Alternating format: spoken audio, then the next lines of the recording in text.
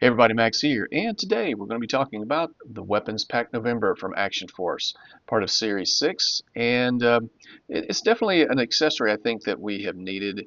It's very similar to the bazooka that we have seen with Bazooka and a few other figures, both on the Joe and Cobra side. Um, with a few improvements. I definitely like the fact that it comes in its own case, so it's something that obviously I've got multiples of. You can stack them up. You have some nice blast effects that come with it. So yeah, it's a really cool addition to the accessories, the weapons, and everything. So if you're into toy photography, I'm sure you're probably going to like this. It comes with the new collector-friendly packaging. So it has the openness of a blister pack, which I typically don't like because you have to peel them off, or cut into the plastic or what have you. So you can't reseal it. You can't store them in that if you wanted to. Typically with the blister cards, they go in the trash. Boxes I might save for a little while, but ultimately this is something that I've never seen before. It has just plastic tabs, and you can just pop the tabs and slide the card out, and you have kind of the best of both worlds. You kind of have the box so you can restore it if you wanted to, or store it again, not restore it, and then put the card back on. So you can put it back in the package so you can reuse the blister. So that's pretty cool. And I would imagine some critics would probably say this would make it easier to steal the product, but these are not sold at retail. Yeah, if these were in Walmart or Target or wherever, I can see these being very easy to take out, particularly accessories. These are not, um, they have no tabs or anything to hold, like say a figure, nothing's holding it in place. You could definitely slip this card out and take everything and walk off with it. But these are sold online. They're shipped in boxes and that sort of thing. So this is great. I think it's a great idea, and you can preserve the card. I do tend to hold on to my cards from Action Force because I'm holding on to the action points. And if there's something down the line that I want to submit, then I will. But I typically hang on to the cards, and now they are in pristine shape. So that's great. So we have, and this is yellow for, I guess, Series 6. I don't know. Or maybe it's just for weapons packs. But at any rate, that is the package. So I'll get it fully out of everything, and we'll break it down, and we will see what we can see. And we'll throw it on a figure and go from there. So stick around. Okay, so here's everything out of the package, and one last thing about the package before we get into the accessory.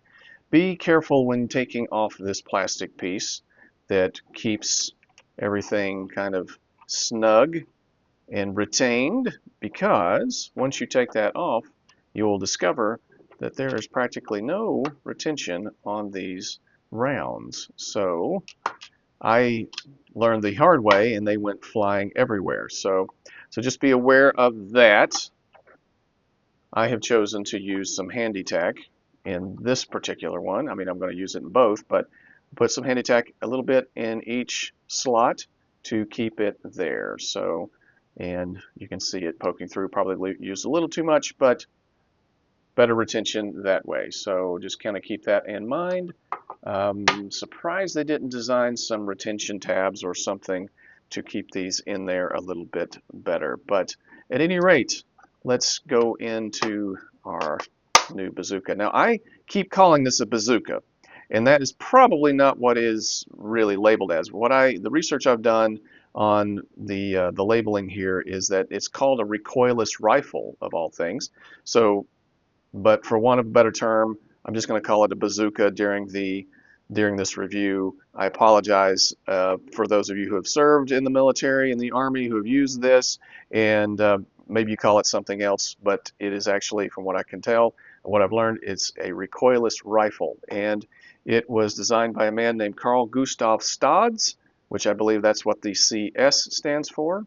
The MAAWS stands for Multi-Role Anti-Armor Anti-Personnel Weapon System.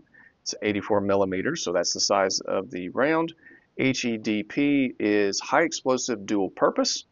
And then let's see, 502, I'm not sure what that stands for, but I think that's, but RS is reduced sensitivity. So that's just kind of the designation of the round, the size, and then the purpose of it. So yeah, forgive me for drawing a blank on what 502 represents, but this is used against light armored APCs and field fortifications and that sort of thing. So this is a real world style weapon, and it has pretty good retention on these clasps here, but I would be careful, kind of just inch it up a little bit. Just be very ginger. I'm afraid, and like you see, just opening it up, the rounds just pop out. So tell you what, let's just move this one to the side and play with this one instead, since these stay in there. So yeah, so here it is. Got these tabs, handles on the side that actually go up and down. So that's a nice touch. So you can do a little toy photography. There's a lot of versatility. I think he was thinking when he designed this, like, why do you need a case for this thing?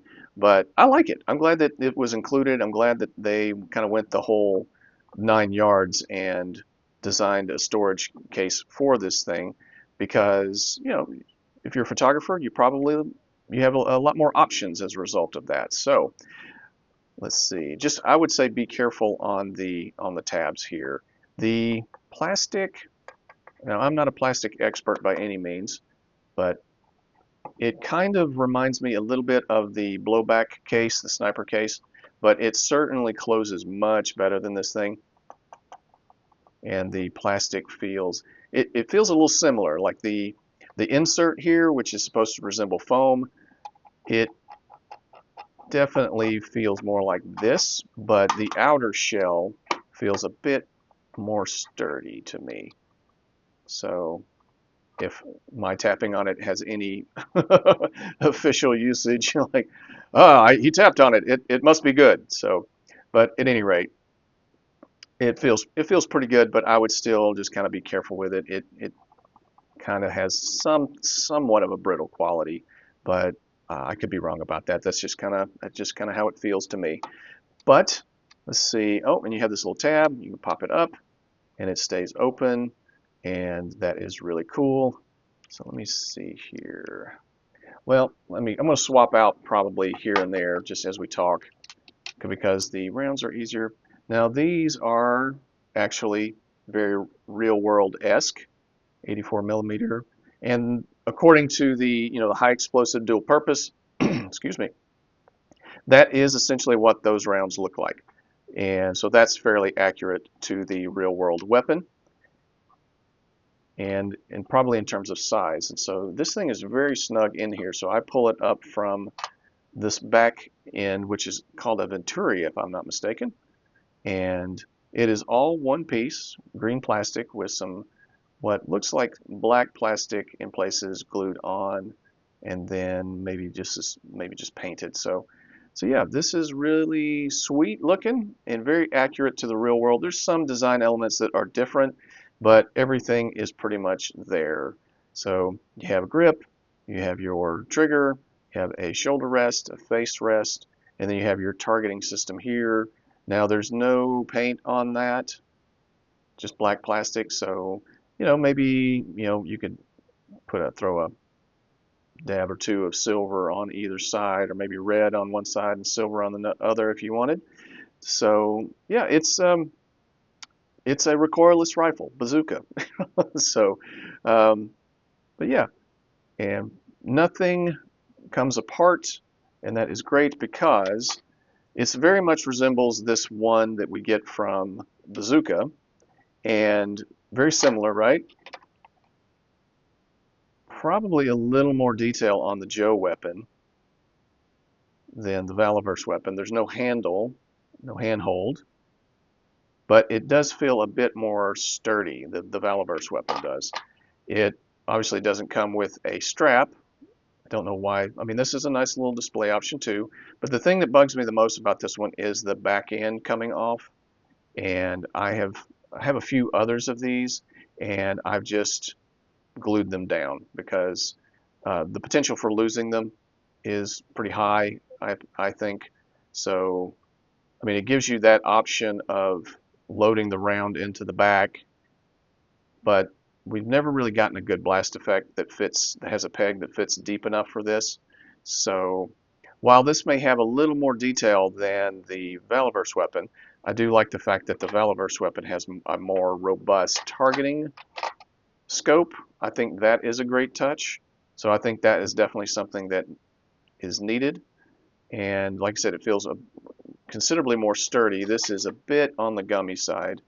And even with, like, say, Footloose and the new Law Rocket that he came with, it, it may need a, excuse me, got a little bit of the crud today. Um, if you have this, you probably had to put it through the hot tub to straighten it out a little bit. So yeah, there's some pros and cons to both. The rounds that the Joe weapon come with, these are probably old school, not probably more accurate to the original figure, but that was in the 80s, and this might have been a round that they used back then, but I can't seem to find anything that looks like that now. But at any rate, that is the weapon, and you can pop that tab up and put it to the side and leave the lid open. And then we've got the blast effects that fit very snugly into the back there and in the front, and that is pretty cool. Now the blast effect with the round, now I don't know what the silver part here is all about when they don't have it there, but you probably will have to run it through the hot tub to get it to straighten out. It's very sturdy, but yeah, it's a little warped right out of the package, and both of them are. This one's probably a little worse. So, yep, gonna need to heat those up a little bit, but the balance is pretty good. You put it on, you put both blast effects on, and it does not feel, it feels fairly well balanced. So it's not nose heavy or back heavy or anything like that. I do sometimes think that the VALAVERSE effects are a little too big, a little too robust, but for all I know, they may actually be more accurate than, say, the Joe weapons. But I do quite like. Now, I have seen one picture of this kind of conical, this little round section here. That is pretty much what it looks like, and to a certain degree on the back. I guess he just threw out these little spines here. I don't know if that was really necessary or not, but hey, if you are a customizer, you can always cut those off. But I do like the paint. Paint turned out really well. And there you go. So that is Weapons Pack November, guys. All right, so stick around. I'm going to throw this guy or these guys onto a couple of figures and see how they look and how they stand. So stick around. Okay, so here we have the new bazookas on two random figures I pulled off the shelf, and as you can tell, they're fairly well balanced. There's not a lot of, he's leaning back a little bit on this guy here, my Kit Bash Carrot. Yeah, you'll have to probably work the legs out a little bit to balance it, but that's kind of true for every figure, no matter what they're carrying. But as you can see, they can hold on fairly well, and the targeting system, the scope there lines up fairly well, can line up fairly well with the eye, and it sits okay on the shoulder. I definitely recommend a figure with some good crossbody so that you can line up the hands. Now he has a trigger finger hand on one and a C gripping hand on the other, and that works just fine. I think that as long as they can grip it, you will have good retention, and so that's kind of what he looks like that. So I did try him out. My first thought was to try this figure out on my Screaming Covert Ops Condor, and the overlay is just too closed off. It's putting too much resistance, or it's just blocking the butterfly joint there. So he's not really going to be able to hold it as well as I had hoped, unless of course you take it off, which would look weird. But just keep that in mind, that you need unrestricted butterfly movement for it to really work. So the old school vests will work just fine. So we'll have to see about the new vests that are coming down the pike here pretty soon, or probably in the next few months. And then we have the old school Steel Brigade vest on, and it works okay there. It doesn't rest on the shoulder the way I would like it to. And of course, I have a one of the cupping hands on him, and so that does not really, on the left hand I should say, and that is not really, doesn't retain. It looks okay, but it does not really retain control of the weapon the way I would like. So it kind of flops around a little bit. So this old school vest doesn't quite rest as well as I would like it to. Hopefully, let me get a little more light in there. And so it gets the job done, but it's not as, I don't like it as well as I thought it would. It doesn't work as well as I thought it would. And, I mean, but it does line up. Yeah, it just looks a little wonky trying to get it lined up with the scope and then having it, the shoulder pad, the shoulder rest. It just, this old school vest is just causing some problems. And of course, I think I need to get better hands on this guy too. So, but this vest it's much more open, so it's not going to restrict the butterfly joint or anything like that. But I've never quite, I like the look of these old school vests, but they're too open. They flop around a little too much. So it'll be I'm curious to see how this will work on some of the newer vests that we're getting here pretty soon. So, right, so I'm going to get one of these on a figure with 2 trigger finger hands, because I think, so this cupping hand and then that C-grip hand over here, those are horizontal hinges. I think you will need 2 vertical hinges, so you'll probably need to use 2 trigger finger hands to really get good retention on this guy. So stick around, I'll show you that in just a second. Okay, so I swapped out the hands on my kind of a Desert Condor, Steel Brigade Condor kit bash little guy here, and put 2 trigger finger hands on him, and there is much better retention of the firing system here, as you can see, and it rests a bit better on the shoulder. It doesn't like go right up against it, but it gets the job done. So there's another angle for you. All right, guys, I'm going to give this set a warp factor of 9. Very nice. And I probably would have rated it higher if the rounds had better retention in the case. But on a whole, you probably could use a little more detail. Like I said, the G.I. Joe one is a little bit more detailed, but the quality of the plastic is higher on this one. And I'll tell you what, I know I've already given it its warp factor, so a warp factor of 9. But let's throw one of these on Bazooka here, and just for giggles and grins. Okay, so here we are with Bazooka, and he's got his new bazooka, and he holds it fairly well.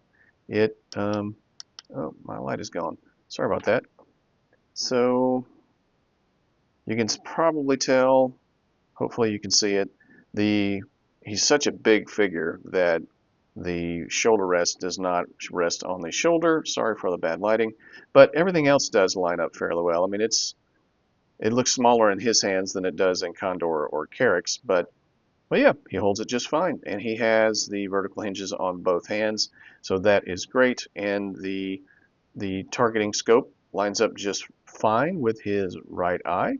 So yeah, so if you're looking for an upgrade or a replacement, like perhaps the one he came with, like the back end got lost, this is a good time to upgrade. All right, guys, let me know what you think in the comments section. Is this something that you have been on the fence about?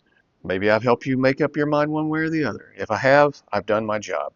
Thanks for watching, guys. Feel free to like, share, and subscribe. I'm trying to get to 500 subscribers by the end of the year. It is almost Thanksgiving 2025 at this point, and I'm getting close. So I want to say thanks to all of you who have subscribed and taken a chance, and to new viewers, hey, stick around. Thanks, guys. Take care. Continue to be awesome.